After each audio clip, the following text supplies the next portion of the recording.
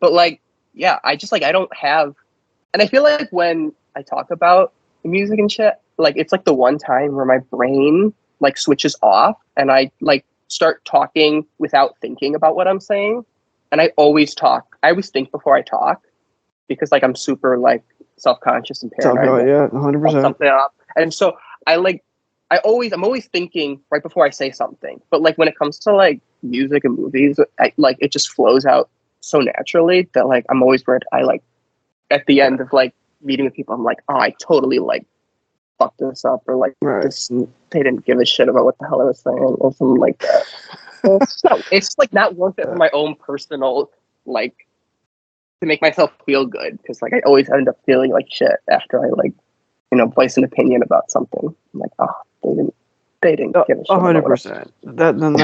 That is why I usually just, I mean, I have, thankfully, or maybe not so thankfully, depending on how you look at it, I have like a lifetime's worth of, sports knowledge and discussion points to fall back on. So, that is pretty. I mean, to your point, and I've been in situations before where I just really don't want to alienate people that I'm in a conversation with. Yeah. Because nothing clears a room faster than just walking in and being like inserting yourself into a conversation to give an opinion about something. It also doesn't help that like who am I going to talk to in real life outside of maybe like two people that I'm very close with, but the other people I meet, it's not like I can have a conversation about RX Nephew or whatever. So it's not really gonna work. Y'all hear that new Cartier God album? Oh, no one? Oh, okay, just me.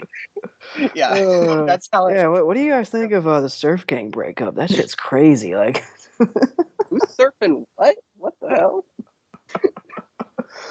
God, you guys ever listen to what the fuck is a reptilian club boy? Like,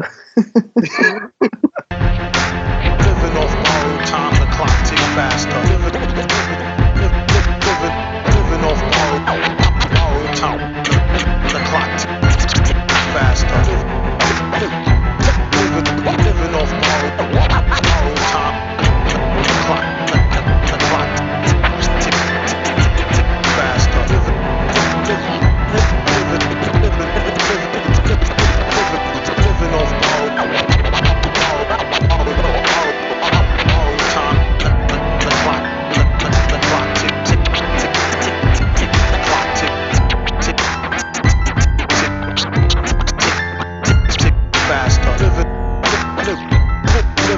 Living off borrowed time, the clock tick faster. Living off borrowed living off borrowed time, the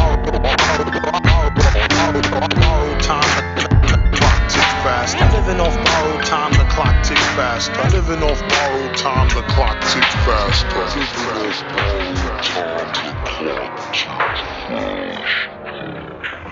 But I guess speaking of fumbling our way through conversations about internet music, this is your Living Off Borrowed Time podcast episode for the week.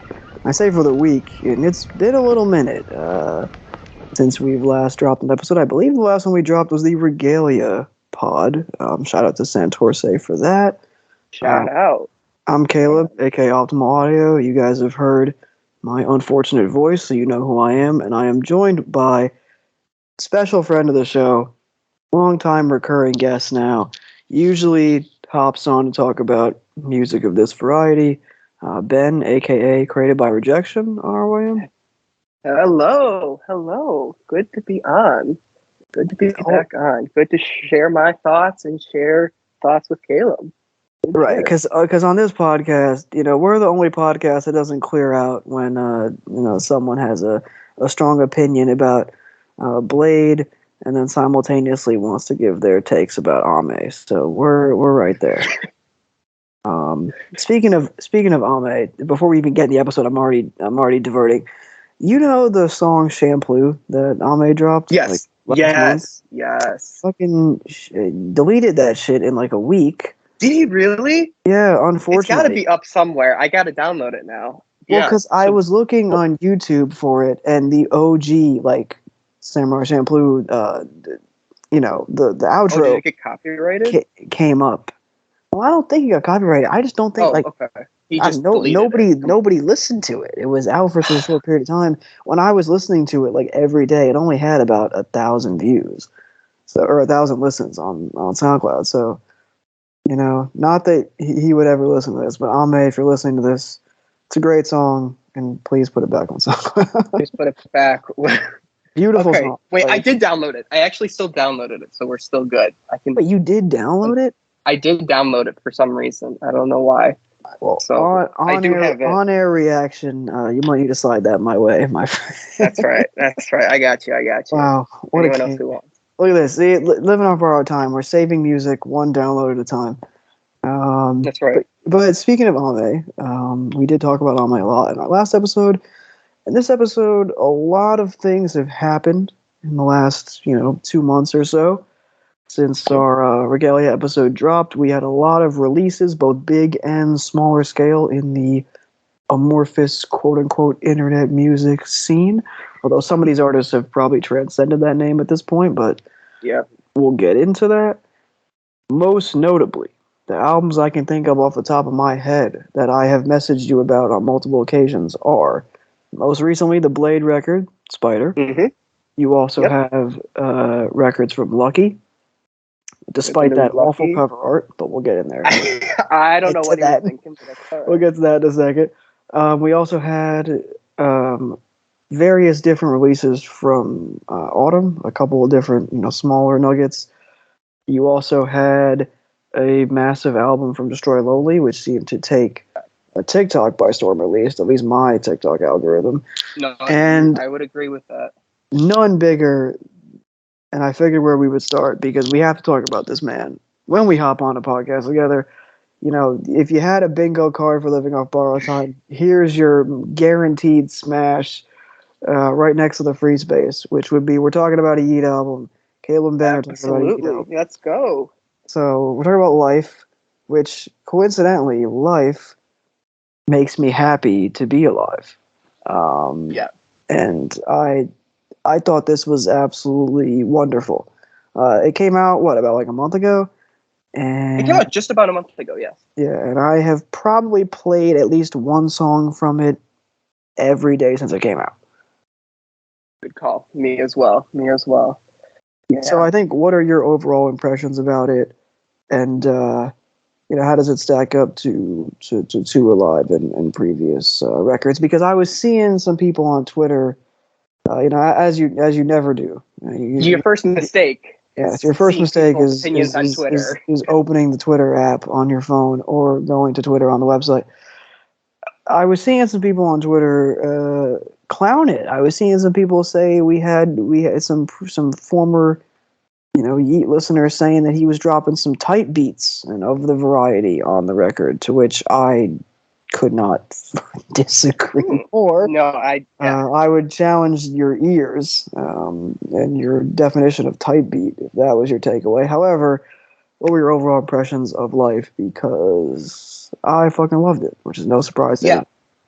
I absolutely loved it too. And going into it, there was a little bit of doubt. Not a doubt, but like worry, because while I loved To Alive, it was great. It's one of the top 5 of the year. It did seem that, he was leaning very heavily into the classic Up To Me rage sound. And, it wasn't a retrend of some sorts To Alive from Up To Me, but it was a very, like, they felt very similar in the sort of style. And I think what I loved about Lyfe is the beats were just, they were much different, I felt, than his last 2 albums. He took a lot of more creative risks, I think, with both his voice, his production choices, his beat choices, and the lyrics too as well. You get songs like System and Can't Stop It, which feel very new for Yeat. They feel very different than the style he's been putting out over the last year.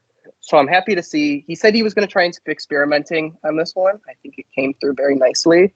I think a lot of people still, who aren't into Yeat and the whole rage scene, look at it and see it as another, generic project because, they're not following the evolution. They don't really see the little bits and pieces that make it different. And it all might seem like it blends together, but I think you and I would both agree that there's a little bit of a change up in sound for him on this one, and I like that a lot for sure. Yeah, I would say that this project was one of my favorite first listens of the year. Mm-hmm. I had a absolute blast listening to this the first time, just because you get to track 5 and you're like, holy shit, we're already on track 5. This has been outstanding. And the variety in the sonic palette definitely helps. Now, I would contend, and I'm not saying you don't think this, because we had this conversation for about 20 minutes on our actual Yeat episode last year, but I would contend that all of his projects have had significant variety in the sonic palette. Yeah, no, I would agree. I would agree with you. And even when it comes to Two Alive, there were definitely sections where it would oscillate and swing wildly back and forth, and that's part of, I think, what makes that album great, among other things. And when it came to this one, first of all, I just want to say that in reading the comment box, someone said that 24 years old is old, and I have no comment. I have no comment on if that's my exact age or not. But anyway, back to the album. I mean, just coming out with a song like Flawless, which was the hype song, got a lot of Snippet got a lot of attention. Loved it. Thought it was really good. Yep. Kind of think it's one of the weakest songs on the album. I agree. I was just about to say, it's a rock solid song. It's got a great beat. There's nothing about it to me that's exceptional though. Not a bad thing. It's most music. Well, you got Uzi doing most of the. He's doing basically all the verse, correct? He's doing a lot of heavy lifting in the vocal department. I mean, obviously, it sounds great. I really liked what Uzi did on it. And then you go into Up Off X, and I really like how that is kind of a upgraded take on something like Never Again or something like Hey. Just definitely reminded me of Hey a lot. That type of the melody kind of sinks in and you fall in step with it. So I thought that was really, really, really strong. And the project kicked up for me when Out the Way obviously turned on, which was AKA Madness, if you were aware of the snippet. But I mean, that song. Talk about a song that I've played damn near every day since it came out. I mean, that is definitely one of my favorites on here, and it is about as infectious as any Yeat song I can think of. Yeah, it's super chill. It's not, it doesn't have that fast, intense, style of rage and that flow that that rapid flow that he kind of has. It's much more, cool, collected, very.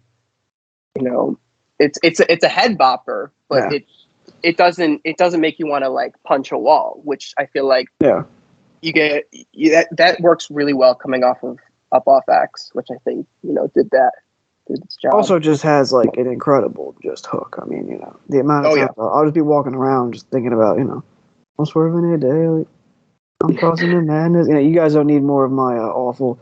That's right. The people are asking for it. The streets are one. But out the way is great. What I feel like. I mean, I love the little revving engine in the background when the song starts. Yes. That whole thing. So I mean, obviously I'm not gonna go through all the tracks, but the one there are two of them that really stuck out to me. And my thesis for this project is that this is Yeat's 56 Nights. I really think that it is, and. Yeah. One song that really solidifies it is Can't Stop It, as we talked about. I think most people would look at that song as one of the the big highlights from this. I mean, just like mixtape. the fact that he really, you know, really the versatility was on display, and the beat had a phenomenal like little switch up in it, just like the low growling guitars. I know people on a guy I follow kind of clowned it for being a Lil Peep esque type beat, not to slander Lil Peep, but rather that Yeat didn't sound like, you know, just because it had guitars on it. Yeah, and I'm just like, I feel like you're kind of oversimplifying the song. Now, mind you, I think it was perfectly placed, and he wrote it wonderfully. I mean, the hook and how it slowly builds and builds and builds, you know, until it kind of cuts out and then switches into the verse at the end. I thought that it was a phenomenal song, and the layers in it, I really like the layering, and the same can be said for like a song like Come On, where I really liked how that song was like layered and you know, produced and things like that. So I mean, obviously we know what Benji is like, you know, we don't need to you know. Yeah, but who's the star on this for production on this album? My man Benny X. He really absolutely. He really leveled up on this one for sure. Like also there was some top tier production tag, in you know, one of the best in the game. And the fact that he's working on Dying too, you know, so yep, absolutely. You're just taking two of the best production tags and putting them together on the same like the way that What It Feel Like starts with the tags is amazing. The same with Killing 'Em, the way that that song starts, which now we're getting to my 36 Nights take. I think that the last three songs mirror the last three songs of 56 Nights. I mean, it's eerily similar in how Holy One is like the title track of 56 Nights, and Killing 'Em is like the outro. What is the 56 Nights outro? It's Trap. It's oh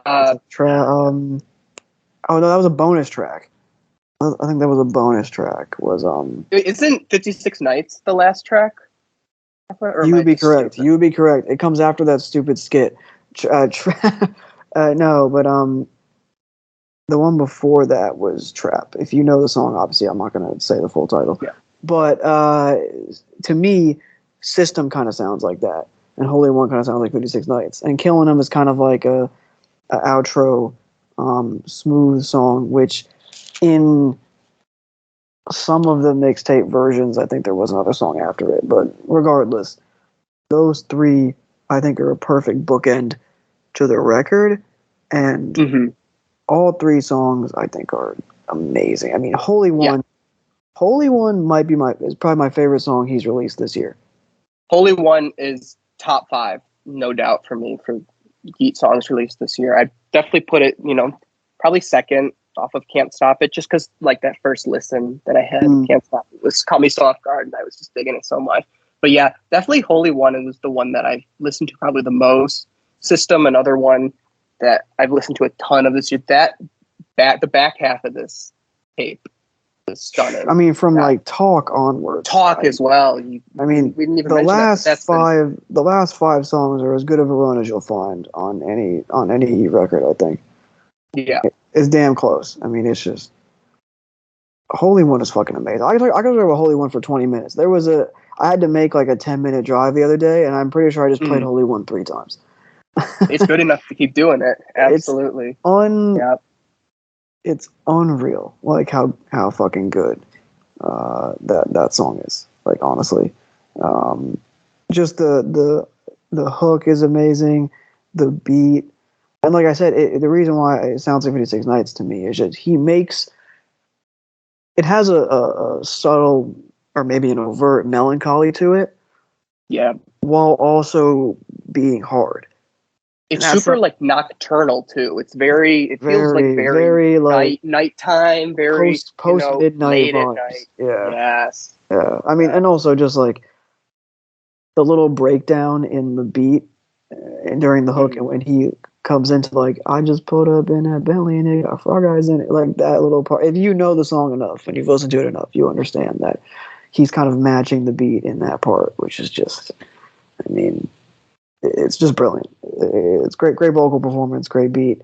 Don't have that much to say about it other than one of my favorite Yeat songs. And where the fuck has Luca been? All my life. He did. I know he did some previous stuff on Yeat projects, but like I couldn't tell you that much about him. I think he did like Live High, but like other than that, I don't know what he's done. But like, yeah. Need more of that expeditiously. So yeah. Mm-hmm. Yeah. Overall, I mean, Lyfe is going to be. I don't know. I might like it more than Two Alive. Honestly, it's going to be up there. Yeah, I think Two Alive. You've just got so many. The sheer the quantity of songs on it pushes me over the edge over Lyfe. I think. You just got like 20 tracks. And I couldn't find a skip on one of them. So I'd probably put it over Lyfe at the moment, but definitely a chance to overtake it. They're very comparable, and I don't mean that in like I wasn't trying to be detrimental to Two Alive. Obviously, you guys listened to a whole episode where I talked my ass off about it, so you know my general thoughts and opinions on it. But figured we would start off this episode by talking about a Yeat record, as is kind of the tradition for the two of us. But another artist that we love very much that dropped an album also recently was Bladee. With Spiderr, which the day that it dropped, you messaged me and you verbatim said, I'm going to be very annoying about this album. So I want to know your takes right off the jump. I'm such a loser when it comes to this guy. I'm truly the biggest fanboy. All right. Yeah. Line and sinker. So Spiderr, I mean, God, it really blew me away. It's the type of album that I've always wanted Bladee to try and make, drop the consistency in terms of sound and just try anything. So he's trying like pop punk style indie-tronica stuff on. You got like I Am Slowly But Surely Losing Hope, and Velociraptor. That's my favorite song. Yeah, that's one of mine too. I mean, you got these semi-rage type beats almost. They're very like, super saw heavy, like Understatement, a classic. You got classic like Red Light Sound on stuff like Nothing and Blue Crush Angel. And so just the way he's able to make a cohesive album using when you're going like back and forth between all your different styles that you've ever tried. I mean, it was a no doubter, like immediate 5-star for me. That first listen, it's unbelievable the run that he's been on with Crest and The Fool, and everyone will always talk about, oh god damn, do I miss those early days, those pre-2018 days, or those pre-2015 days when he was doing cloudy stuff. He was sad. He was emotional. If you missed the pre-2015 days, you just might. I feel like you just fell off, like as a person. Like, once again, not that music wasn't great music. It was phenomenal. It's not about the quality. It's more of like if you have missed ever since Bladee, there really isn't that much out there. And yes, the stuff that is out there like ever since or whatever, it's like glue and then a bunch of classic singles. I mean, masterpiece levels. That's my favorite. So I get it. Yeah, but it's that's like my favorite era. But like, and I don't blame you for that. I mean, some of my favorite songs ever, Bleach, Into Dust. I mean, some of my favorite songs ever. Magic is Strong. Mm-hmm. Once again, so no hate to that music. I just feel like you personally fell off. If you've been waiting for 7 years, 8 years for Bladee to go back, I think you're just done with Bladee. Like if you were that guy around like when Red Light came out or whatever, or like when Ice Dancer came out, I would be more understanding. But now we're way removed from this. He's gone through 2 different phases at least since that point. I just think you need to give it up. And everyone will always say like, oh, this happened. Like it happened when like Red Light came out. It happened when, Ever Since came out. You had these same people say, oh, I missed that earlier style when those albums were released. And now you got people in 2022 being like, damn, I missed that style.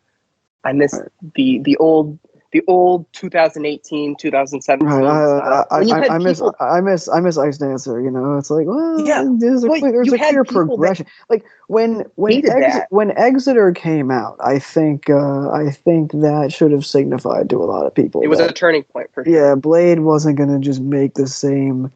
And not that he made the same music at all before that, but Blade wasn't going to make he wasn't going to make stuff like Ever Since or Glue or even Red Light or Ice Dancer forever, and since Exeter came out, we had Exeter, we had 333, which was like a hybrid of a couple different projects to me.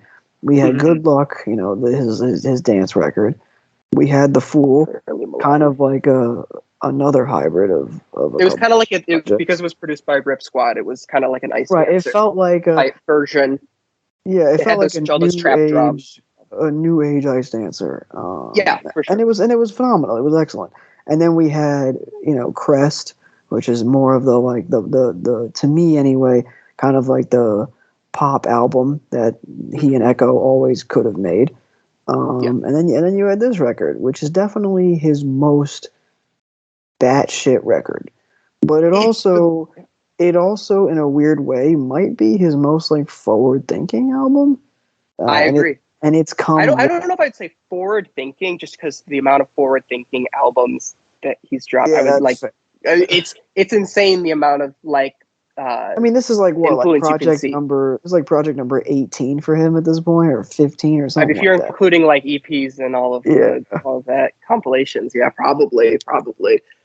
But like, yeah, in terms of like not following trends, like he could be going down, like he went down like the rage direction a bit with some songs, but he could have he's taking influences from certain places that I think we haven't he kind of was God, I don't even know what I'm trying to say. There's a lot to say.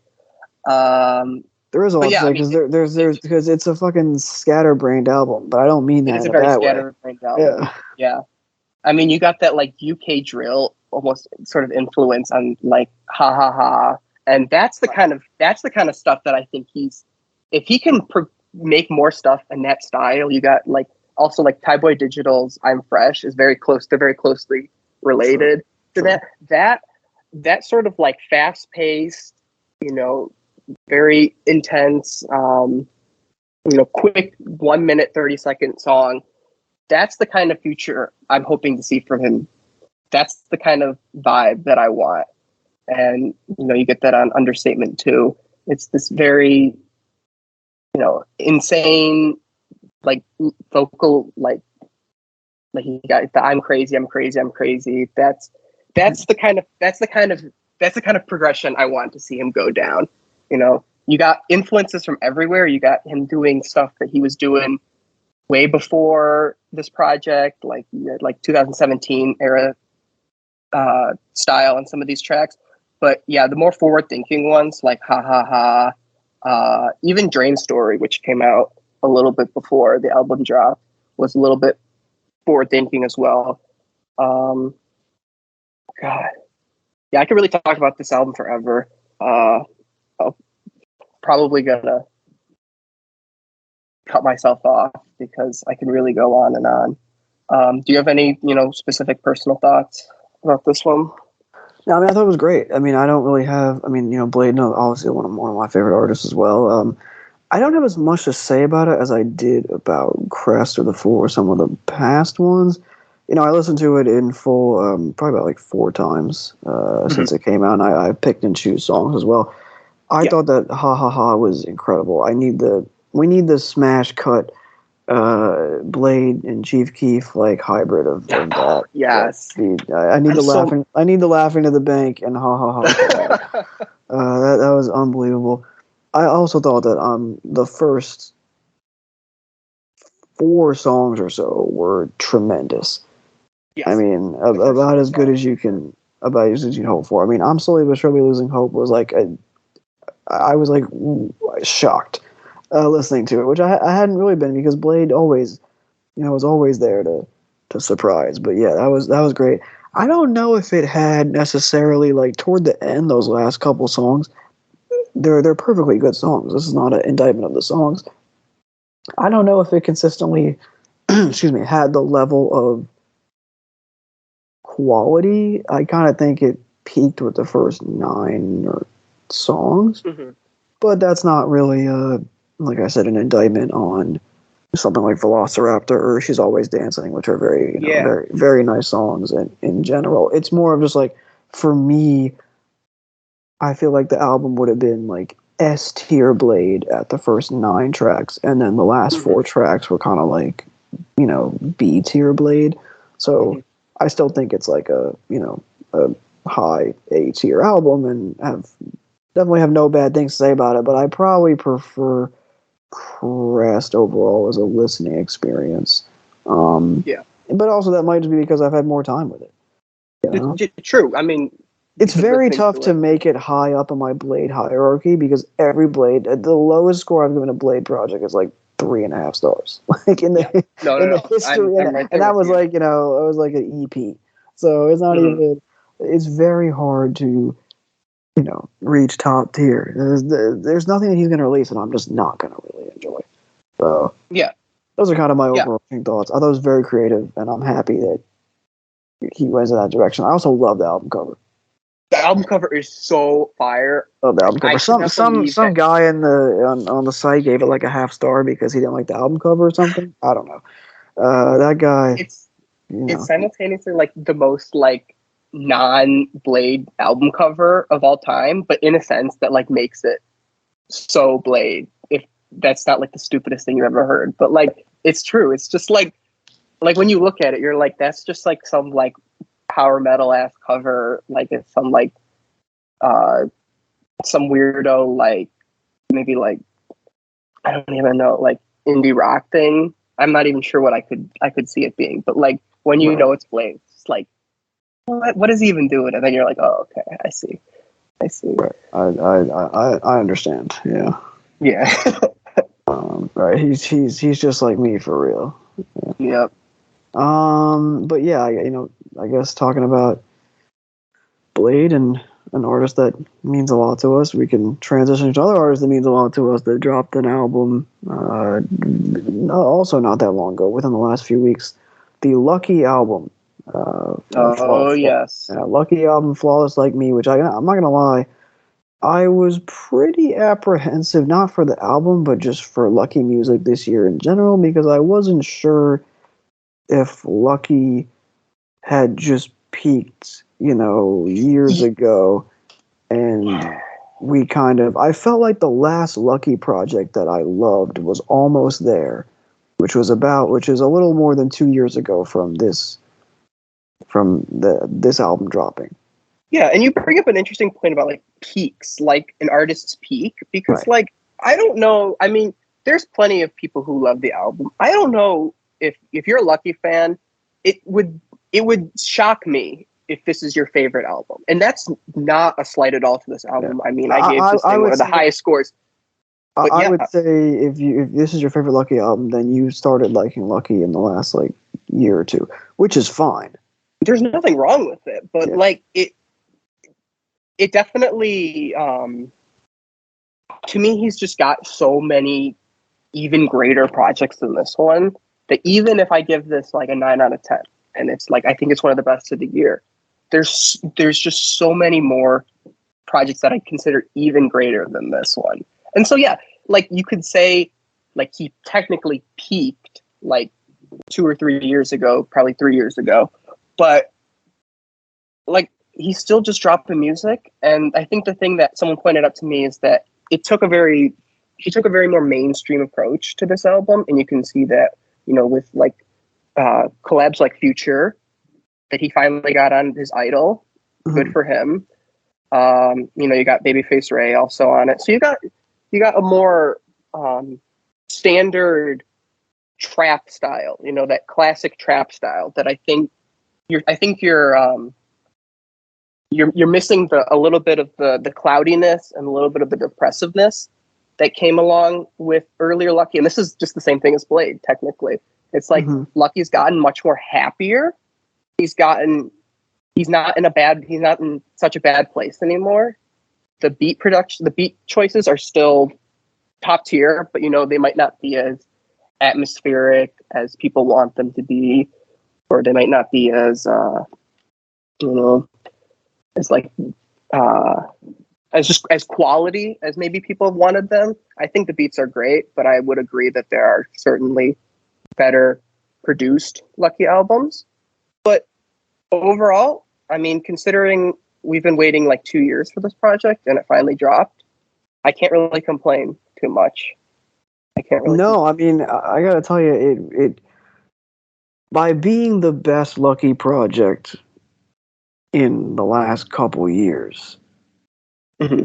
it exceeded my expectations because I thought it was gonna have some songs I liked, and then overall just be like either just okay or like, yeah, that was pretty good, but then like I would never listen to like a lot of it, Yeah, And it's not like the last. It's not like the last couple were bad. I mean, like Almost Woke was pretty good, and Wake Up Lucky was good. The World Is Lucky's was pretty good. They're all like pretty good. They're all good, solid projects with songs I love. That and if I listen to them again, I'm like, oh yeah, I like this album. Or, I like this EP or whatever it would be. But they didn't really hit me kind of like Days Before 3 or Almost There did. Yeah. When those projects dropped. And then obviously if you go back, further, Free Wave 3, Watch Me Back, they definitely don't hit like those projects. So that's kind of, it's like, it's not a Days Before. It's not it's not a Days Before, it's not a free. But this album, to me, was better than his 2021 projects, was better than the World Is Lucky thing.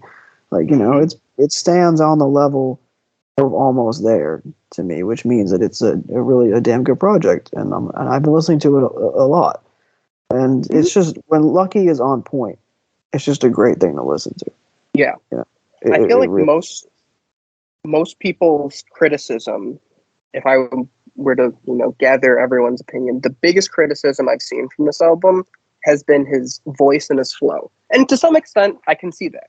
He dropped the very low monotone. The monotone is still there, but the very low, somber, quiet, and almost minimalist and sparse vocal style that he had. Mm-hmm. And the term used nowadays, the buzzword is nasal. There's a lot of nasal sound. There's a lot of nasal vocals on this album. And if you're going back and re-listening to all those old Lucki projects and, you compare it to this one, maybe the vocals aren't they're not as good, but I think they fit the job really well, especially for the production that he chose, all the Flanzy production and the Samson production, the very up-tempo, 2-bar phrase sort of beats, where he's doing the same flow over and over again. To me, it's all right because I love it so much. But I could see why people would say, this is a little samey, it's a little repetitive. But as with like any project that you or any artist that you like, even just doing the same thing over and over again, as long as the songs are good, like you couldn't really care less. It's what you wanted. So, like, the flow is what I wanted. The beats were what I wanted. And, yeah, it's one of my favorites of the year. Yeah, I mean, no, I really like it. And like I said, I wasn't expecting to. The Future track was lovely. I thought that was great. Obviously, Coincidence, we know how great that song is. All Lucki fans have been waiting on that for a while.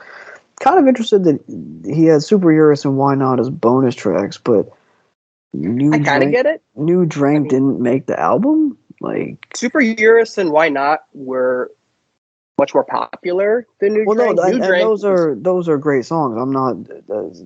This is not me disputing that. I wish all of them made the album. I mean, you had I agree.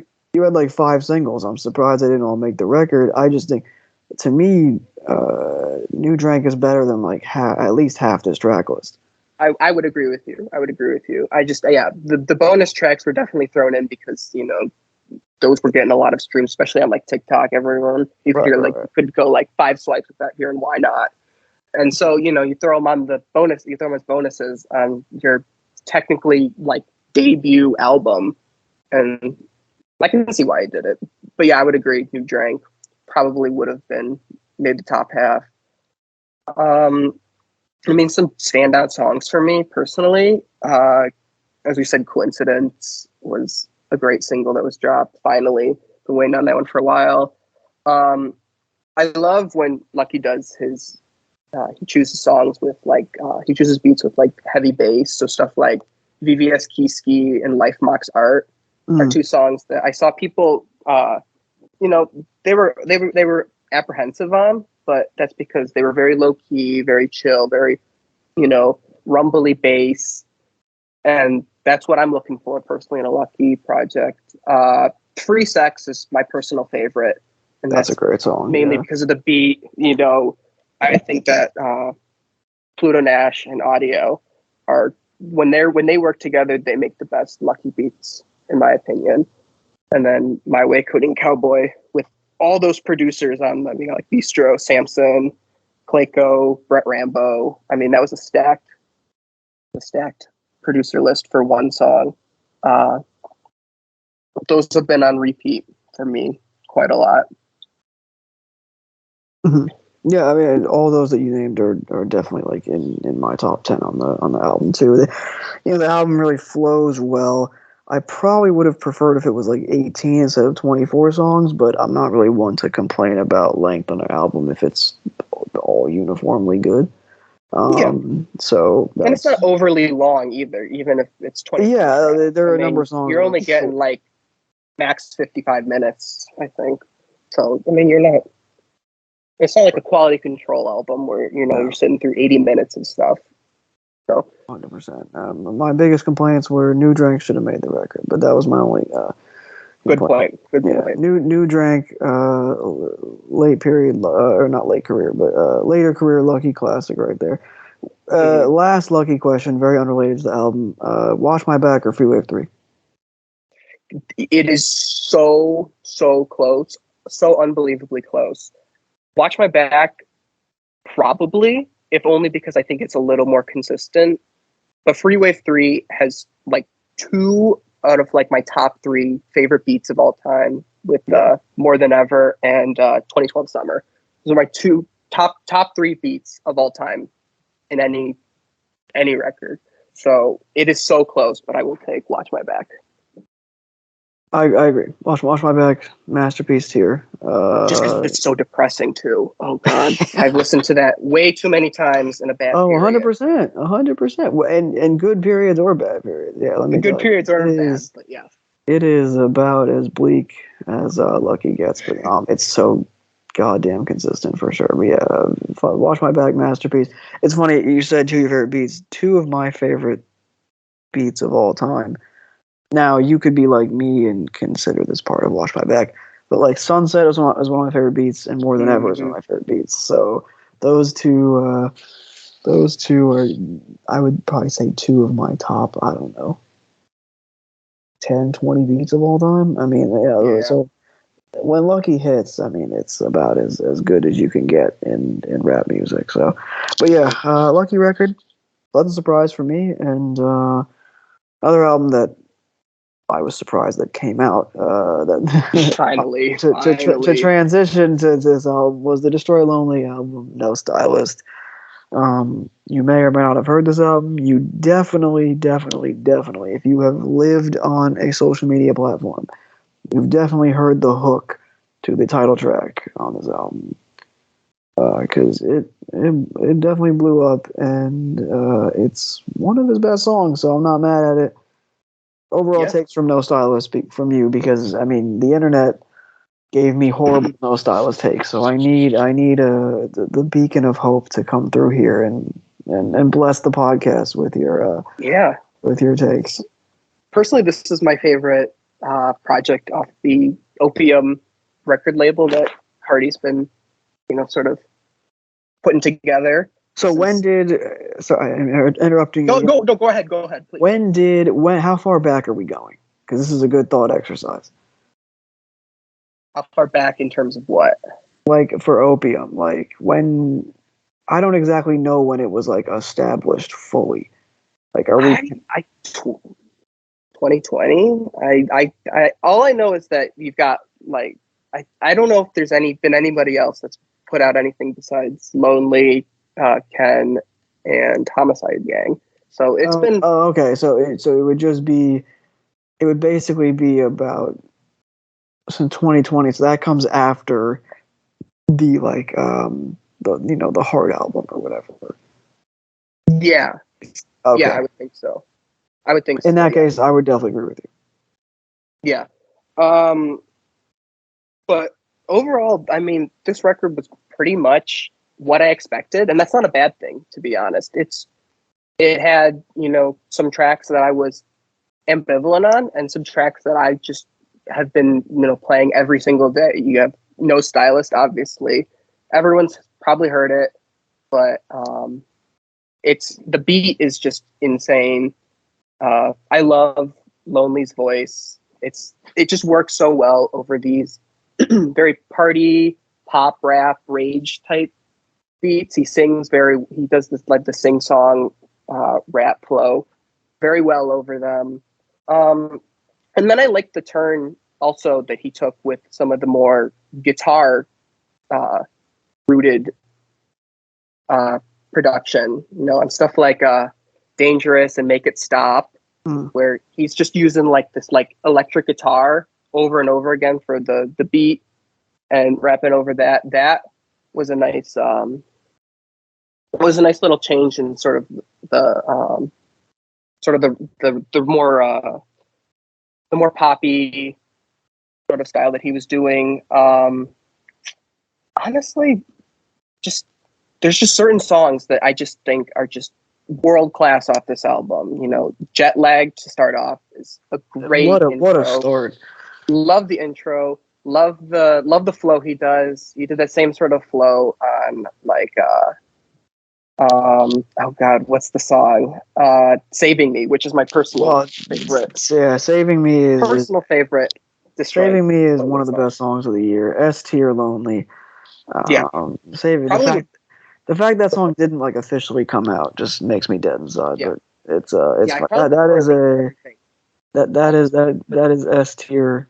One of the best Lonely songs, but one of like the 3 best Lonely songs for sure. But yeah, you're right. He does the same flow. I love the like little like I heard someone I was like, it's motherfucking Yeezy season. Like the little the side jokes in the middle of the bars. Yeah, very fun.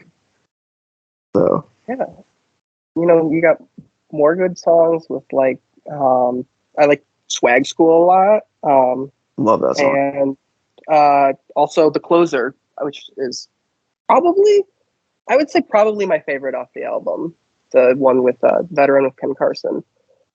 Just the most evil rage beat I've heard. It's so kind of like a good bookend to Murder Music. Yeah.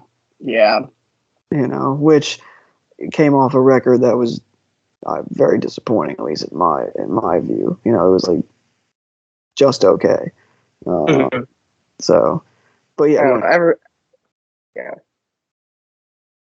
Overall, I concur with the Lonely takes. It made me very happy on the first listen, which is always a welcome thing, because there are so many first listens you do where you're like, yeah, this is good, but then you're like, am I really motivated to return to it? But yeah, this is definitely one that I found myself returning to, even if I didn't give it the highest score. Like I gave it like an 8, 4 out of 5. But like even then, I'm still like, damn, I'm super in the mood for like listening to this album front to back. And that's all you can really ask for in music, is wanting to go back to re-listen to projects you've already heard. That's all you really want. It might not be the most inventive or the most forward-thinking or most cutting-edge stuff, but in all honesty, what more in music do you really want than to just like go on like a walk and be like, I'm gonna put this full 50-minute album on and enjoy myself. That's all I'm really asking for, and that's all it gave me, and I'm totally cool with that. No, I agree. I couldn't agree more. So, love the Lonely record. Not my favorite project of his, but probably like I would say my 3rd favorite Lonely project. It still puts it in very high esteem because I am a huge fan of DestroyLonely, and glad that his ascension and his rise has come this year, because I think he's a very creative songwriter. Has some of the best beat selection in the game, and definitely the prodigy of Cardi's Opium label. So looking forward to the inevitable feature on the next Cardi album in 2027. Oh gosh. Yeah. But I guess, so now that we've kind of knocked out a lot of the heavy hitters, and I wanted to ask you before we get into some other stuff, would you consider all four of the artists we just spoke about, and even Ken Carson, etc., would you all consider them still internet music, or in that headspace, or have they? I mean, Yeat is on like Rap Caviar now, so he's kind of moved on. You would think is gone from that. Even somebody like Lucki. So here's how I look at it. Yeah. Here's how I look at it. Is, you talk about the underground, and it's, to me, that label sort of holds the same distinction that something like the term indie rock would have, where it's not about who's making, if you're making waves, if you're getting a bunch of streams, you're no longer underground. People will say that. In my opinion, underground and stuff like, you bring up like DestroyLonely, and you bring up even people like Cardi and even Chief Keef, where they're not technically underground in terms of like, because they're getting all the streams and stuff like that, and they're making, big plays in TikTok and Spotify.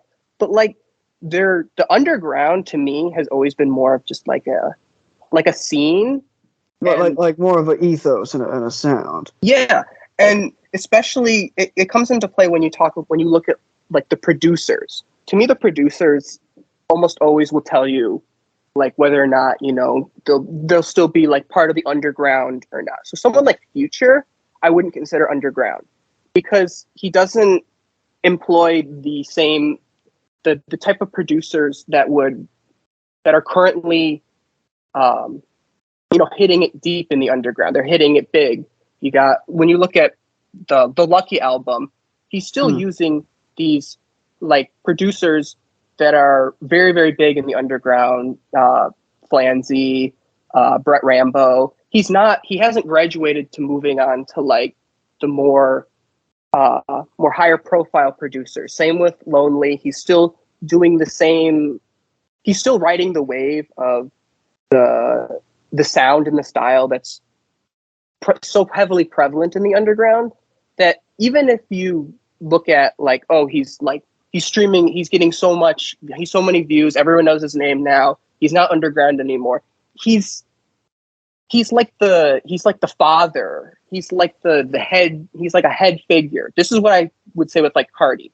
Cardi is not small by any means, but to me, he still runs the underground. Everything that he puts out is it's followed by people in the underground. There's a reaction to it. There's a reaction. Everyone who's, pressing for like the new single is part of that same wave.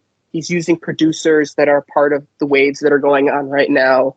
And so I think it's kind of reductive to look at an artist and be like, they've graduated. They've made it out. They're no longer part of this. They can only be separated into these categories. Yeah.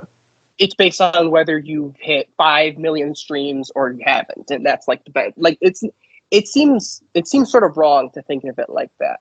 And so all of the artists we've mentioned, while they're sort of big and people know them by name, they're not household names by any means. But you could walk up to the average person and there'd be like a 25% chance that they may have heard of them. Like, it doesn't invalidate their placement in the scene and the underground scene in general.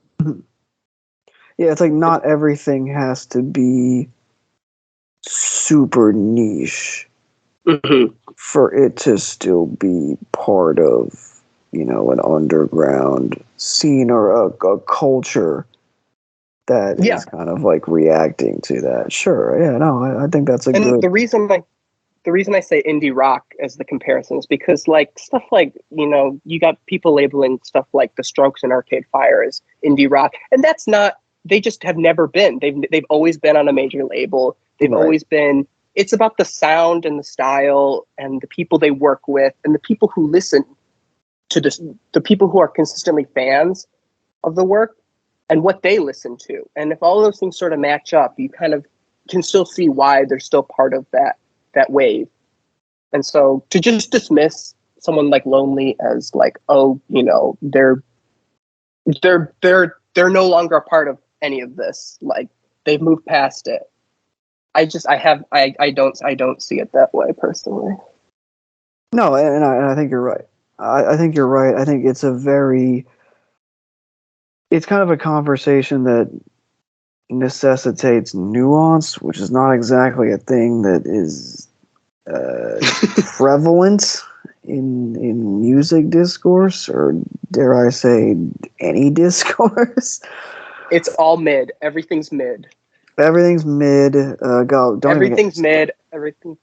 Don't even get me started with that. I mean, this is just a crossover that is becoming more and more prevalent. But as you know, someone who has been a off and on, but more on than off, member of like the anime community for years now, the word mid means literally nothing. Your favorite show is mid.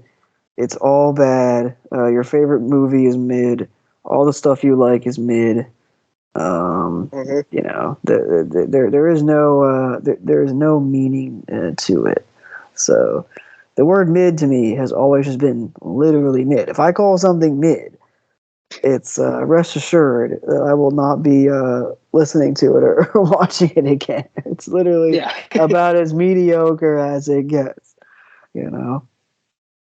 But yeah, there's a whole other conversation to be had about like the fact that like we just label shit and like we don't actually like analyze it and blah blah blah. There's no time taken to like really understand like meaning and points and reasoning and all of that. It's just it's your first take and then you move on, and that's just how it has been since streaming services have taken over. You can't buy the new Lonely record. It looks like there's a vinyl coming out soon. That's crazy.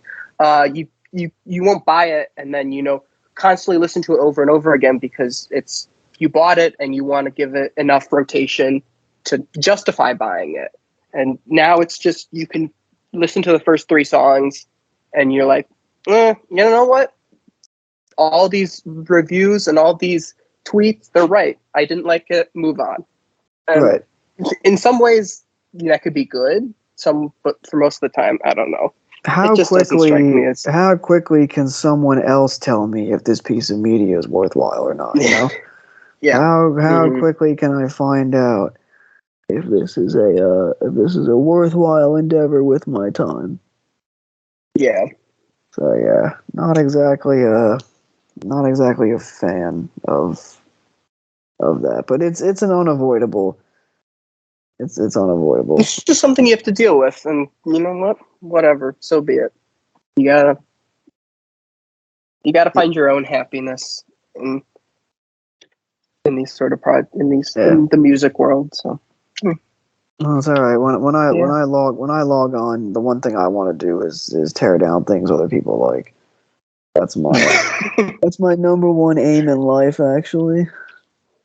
Yeah, and I figured out that like one of the reasons I've started to become much more into like I had like a lull period in 2021 where I wasn't listening to a lot of music and a lot of stuff, and I was just like, I don't really feel like energized. And the reason why I'm finally coming back is I've just like you just tune out literally anything negative about any project ever, and you always just find the positive in like why would anyone like this project? Why would anyone like this style of music? And I apply that mindset, and it just makes listening to music just so much more fun. I'm not caught up in all the bullshit of like, does Twitter think this is good, or like will this be a classic in 40 years? I'm just like, man, the 12 songs I just listened to off this album are just, I had a good time. And that's all that really matters. in all honesty. I think people take like listening to music like way too seriously, and it super has serious. to be, it has to be a part of your personality, or else like it doesn't. Everybody's got to have an opinion about something, even if they don't like you just have to have an opinion on everything. And I don't know. And there's so many comparisons that everyone wants to make, and everyone wants to say, oh, well, you listen to this person, so you can't listen to this person because they have beef or whatever. And, or like this person like did this, and now like you're not allowed to, listen to this anymore, or else you're a hypocrite. Like, I don't know, man. I just want to hear good tunes. Is that too much to ask nowadays? Yes. My rant. The answer is yes. This has been your Living Off Borrowed Time podcast. We have implored you to get off our lawn, and we'll see you next week. No, it really is. It really is akin to that, and that is also why I have kind of, I've still listened to a ton of stuff this year, as I do every year, but it feels like I've almost like taken a step back and have been more into other things, just because it is so annoying to the point where it would feel like work, and that's the last thing you want, is for something to feel like work. So it's all about, how good you are with tuning things down and putting things in perspective, and et cetera, so we won't bore you guys with that dissertation anymore, but overall I would say that I agree with your thoughts about how these artists are viewed. But I guess if you want to talk about more niche things in the underground, there's plenty where that came from. Yeah. Do you have anything big that that's big to you? Maybe not big to like the overall scene, but something that like you just can't stop. Sure. I think that someone that we both are very big on, is our good friend Baby Woe. Also known as Glock 40 Spas. Free him, first and foremost. Free Spaz, man. Yeah. Second of all, just one of the most consistent artists this year, and someone that I am really looking forward to blowing up. And has some of my favorite singles of the year too. I mean, between Remember Me, Free Me, Be a Man, like those are definitely some of my favorite songs of the year. I mean, Remember Me has like one of the most infectious melodies I can think of. Oh, for sure. And I'm so mad I didn't. I feel like I'm a little late to the party. I mean, I definitely have heard a lot of his stuff that he's released this year in terms of projects, but I wish I was more in tune with the singles. I didn't even realize how much Lucy stuff he's dropped. Like, there's a lot of stuff that I haven't even heard of, and I'm such a huge fan of the projects he's put out that I didn't even think about to like take the time to hear some of the singles too. So, but like you were saying, super consistent in terms of what I've heard. The Don't Get Took Off 3 tape that came out was the first time I really gave him like a big a chance for a full listen. And I immediately loved it, and I went back and I reheard. I heard for the first time the album he came out in like April, I think, which was Baby Woe, and like I was on a walk for that one, and let me tell you, I was loving the shit out of this thing. This was like, I was like, I cannot believe how perfect and how like just the Dark Plugg sound that he's taken, and you got the producers like El Chapo and Sensei ATL, and even Clayco. Actually, I didn't even know he was on this one, but yeah, the sound and the style that he's doing with this sort of Dark Plugg scene that's been kind of running the underground right now. I think he's absolutely top tier, and a huge recommendation if you haven't heard of him, because I do believe that he will continue to rise and be even bigger in 2023, assuming that we get to hear more of him, and because he's currently locked up right now. Free my boy. Yeah. Yeah. Fucking trash, but no, I mean, it's he's been putting out some great stuff. I mean, the most recent album, the Don't Get Took Off 3, which you referred to, that's really great. I've been playing that a lot lately, but yeah, I mean, even hearing a song like Free Me, I mean, very beautiful, very melancholic. Yeah. Also has a air of, I said this to a friend, kind of like a joke, but also serious. It kind of feels like the best possible version of like a hybrid song of like Young Thug and Rod Wave. It kind of has that sort of feel. Like I feel like interesting comparison. I feel like somebody like Rod Wave or No Cap, maybe not No Cap because I think No Cap's a better songwriter than Rod Wave, but somebody like Rod Wave would try to make that song and it would just be like just okay to me. But when in this version of the song, it's like one of my favorite songs of like the last few months. So I don't know, just kind of spitballing, but he kind of gives me that because there's a clear lineage with like DMV stuff and then like doo wop, but I also hear like some of that like Young Thug, No Cap, Southern flair as well. Yeah, the vocals are definitely especially when highlight, especially when they're strained, you know. Mm-hmm. So that's when I can really hear it.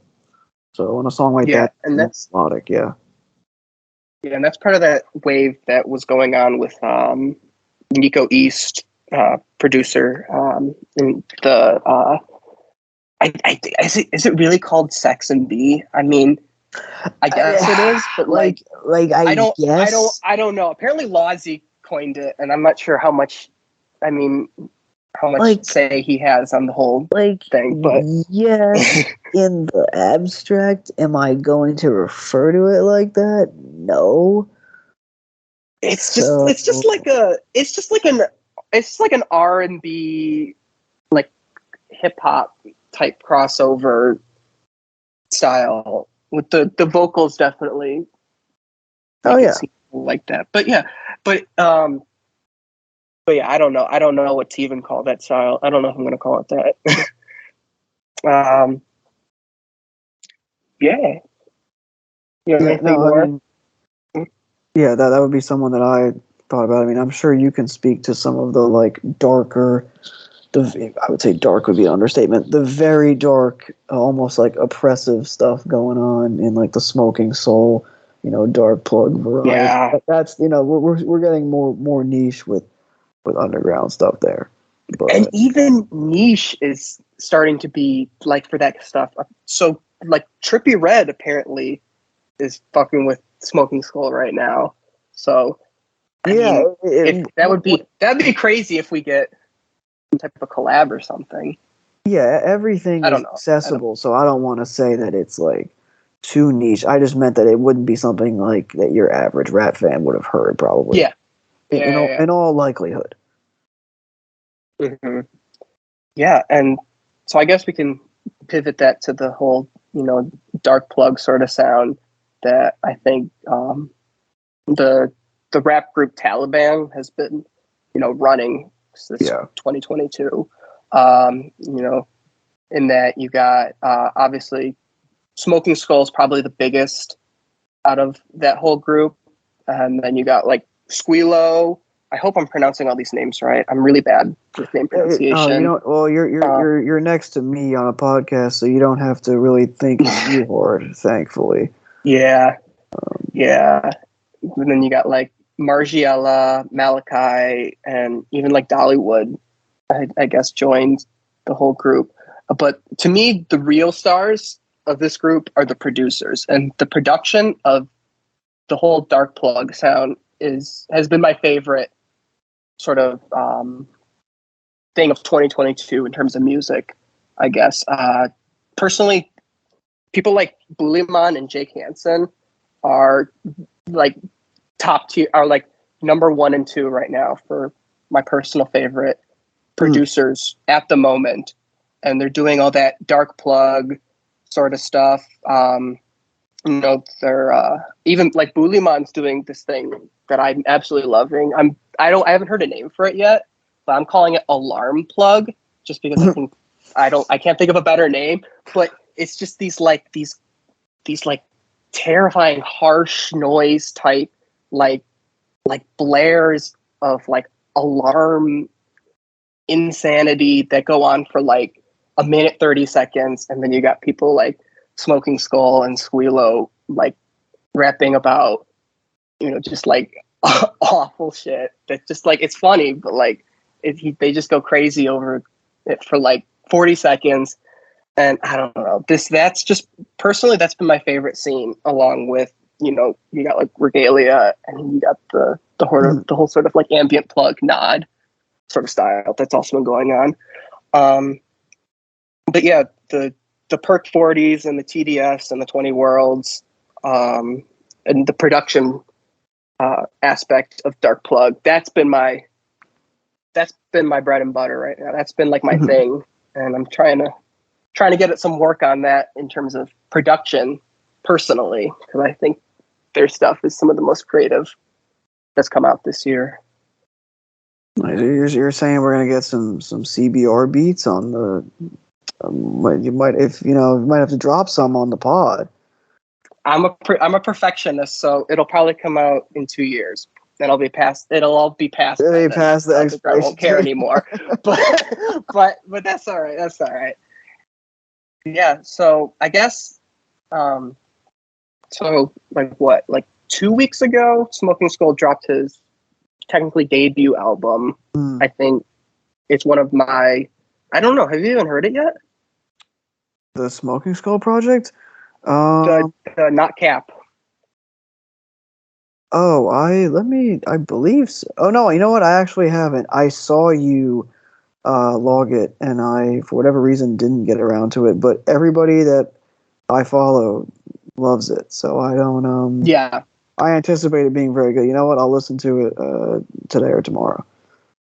Yeah, I mean the first 5 tracks are simply the best the genre has ever put out, in my opinion. And I also love you got like Nina and If You Was Me and Django, which have all been released already, but those personally are like and the upper tier in terms of songs, you know, released this year. So if you haven't checked out SmokingSkul, give them a try. It's kind of very intense, very dark, very short songs too.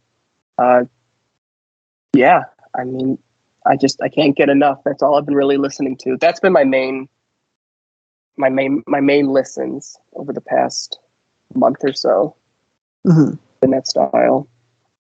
Yeah, no, I mean, 100%. I mean, those are all great projects. All, you know, obviously very worthy listens. So I can't disagree. Have had similar fantastic experiences with a lot of that. So, you know, glad that we're both kind of enjoying them so much. You know, I think for me, in terms of maybe something to speak on here, other stuff that I've liked has been kind of the shed theory variety. I mean, the Ambient Plugg, the Ambient Plugg stuff. I mean, I guess this is time to talk about Shed in general and their kind of rise this year, because that is something that when I first heard, I was like, holy shit, this is good. But also, this is just, no one's ever going to listen to this. And now, since that Joey song kind of got traction because of the funny, like, you know, DJ Smokey ass fucking production tag. Wait, a Joey song got traction? Am I not in on this? The one with Marlon, where it's like, call the fire department, we just nuked the building. Oh, it was that was off of the one with the one with Smokey. Yeah. And people, it got traction on TikTok because people were doing, we were using that tag as a sound, like, you know, call the fire department. We just nuked the building. Yeah. Yeah. So very funny. I mean, like, extremely funny. The fact that, like, something like that, which there was, like, one that had a sports reference, like, over it, and I sent it to a few of my friends, and one of them got back to me and like, oh, that's very funny, and I was like, yeah, it's super funny that they're using this, like, song over it. And then he was like, that song is horrid. I was like, oh, I remember you saying well, that. I remember you saying that. In fairness, that type of song is like 8 rungs below the actual, like, here's how to get into, like, underground rap starter pack. That song, like, that type of track is way below. But I saw someone talking about how, like, it's like you hear, like, the terminology mumble rapper and how it's become like this is like a shade term, and like no one like, should really use it. But I saw someone saying, like, if anyone was actually like a mumble rapper, it'd be Joey. Like, dude, like 100%, like sleep talking through his bars. And the demonic moans. Yeah. Yeah. So if you are not, like, in tune with sort of that stuff, for sure it's going to seem like a bunch of garbage. I can absolutely see why someone would say that. But yeah, in terms of, like, what, like, to me, Shed Theory almost feels like what Surf Gang was in 2021. It's just that, like, crazy uprise into, like, really in, like, 2020, I would say, because that's when they, like, really got their start. Yeah. Mm-hmm. But, like, just the fact that now you got so many people sort of, like, copying that same wave and, you know, jumping on the trend. Like, you had, like, Curb Lagoop get on it. Yeah, you know, some OGs try it out. And I think it's going to go far in the future. I hope it's not going to die out as quick as something like Sample Drill did. But to me, this was the style of music I always wanted to make. I was like, this was like the thing that, like, if I was a producer, right, like, 2 years ago, I thought this. I was like, I want to make some shit that's like deep bass, ambient, very, like, minuscule percussion, very monotone, slow drawl vocals, and, you know, all these crazy sound effects. I was like, I wish I could make something like this. And then I think the first song I heard was I heard a bunch of Joey before, but, like, the first real, like, Shed Theory song was, like, Grog. And I was like, damn, they beat me to it.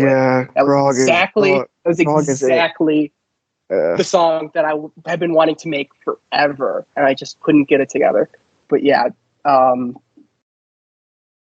Joey and Marlon Dubois and all of the other collaborators that are laced between these projects. Lurch Theory that just dropped like a week ago or so. I mean, it's been incredible. It's been incredible to keep just re-listening to it over and over again. I love it. I was looking at a review and someone said it's like a bunch of friends living together and having fun with it. That's what it feels like. It's just like people trading off verses, having a good time. Yeah, I dig it a lot. Yeah, no, I mean, I can't.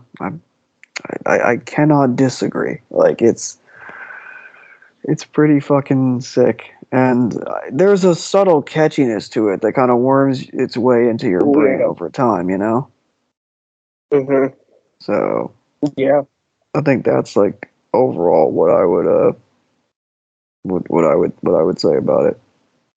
Mm-hmm. Special shout out to Geo and EG. I hope I'm pronouncing your producer names right. But two of my favorites that have been dropping, Geo especially. Good job. You're like my favorite producer right now. So you're going crazy if you're hearing this. Well, I mean, and maybe he is. You know, we're not. Maybe. We don't know. Yeah, they might be listening. That's the one thing that's so cool. is there's often times where you'll never assume that someone's listening, but chances are that they probably are. Yeah, who was in on the Regalia one? I thought I remember. Oh, it was a number of artists gave us shout outs and producers, which, I mean, much appreciated. I think there was at least like 3. Living Off Borrowed Time coming up. you know, just thankful that we have, you know, listeners that, you know, will frequently revisit the podcast and such, because it really is very personally gratifying and inspiring. You know, if I can get on my soapbox for a second, it is like really personally and inspiring and gratifying that people have been sticking with us for years now.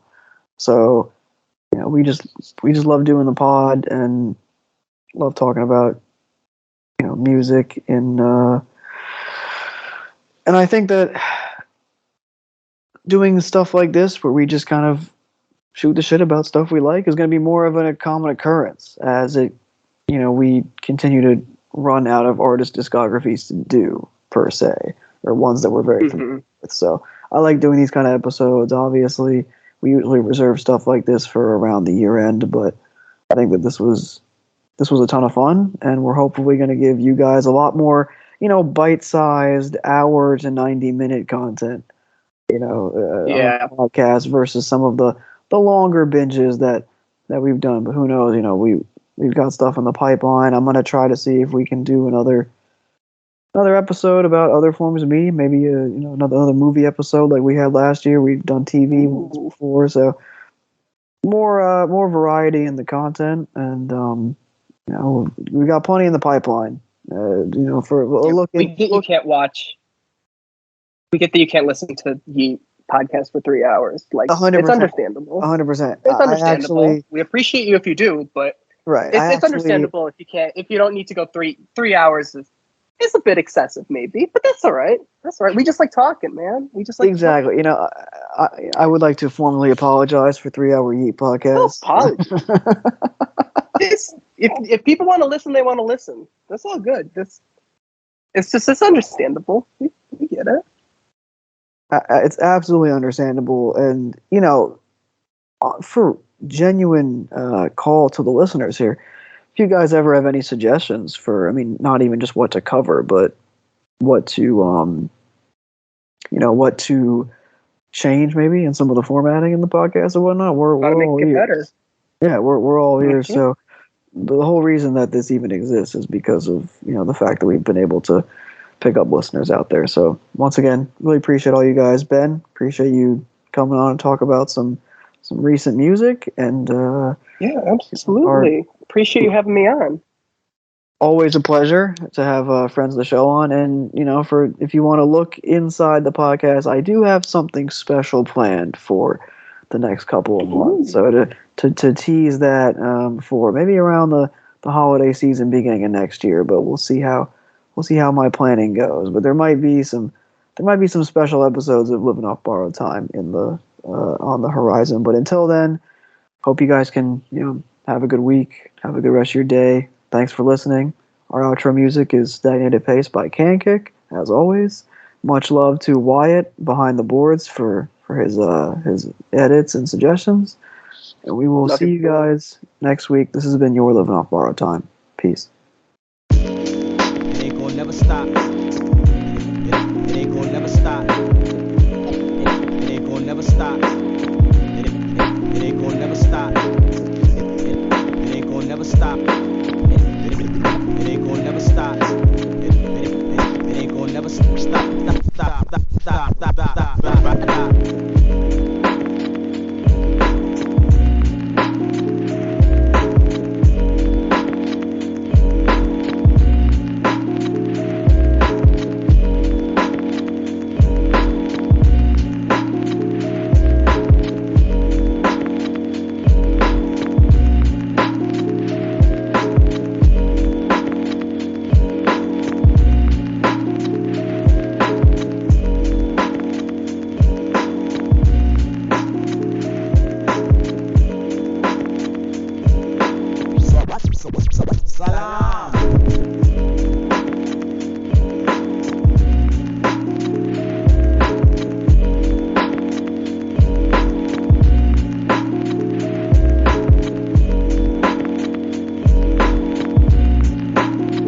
Time will tell.